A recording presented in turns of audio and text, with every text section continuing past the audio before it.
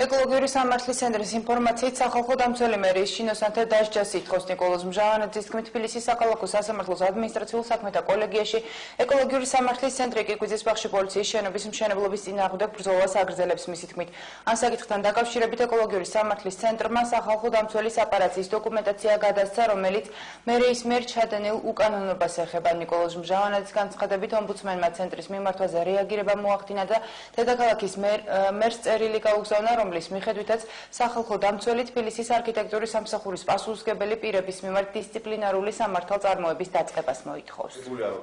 ეკოლოგიურ სამართლის შეტანილი აქვს არჩევით თბილისის საქალაქო სასამართლოში, რაც განხილვა მიმდინარეობს პოლიციის შენობის კიკვიძის პარკში მშენებლობასთან დაკავშირებით. ჩვენ ვითხოვთ დემონტაჟ ამ პოლიციის შენობისა და გქონდა აგრეთვე შეტანილი მასალები სახალხო დამცველის ოფისში. გუშინ მივიღეთ ჩვენ წერილი სახალხო დამცველიდან, სადაც იგი წერს გიგი უგულავას, რათა დისციპლინარული პასუხისმგებლობა დაეკისროს მერიის არქიტექტურის სამსახურის მაღალჩინოსნებს, იმ პირებს, რომლებმაც მიიღეს გადაწყვეტილება პოლიციის შენობის ნებართვასთან დაკავშირებით.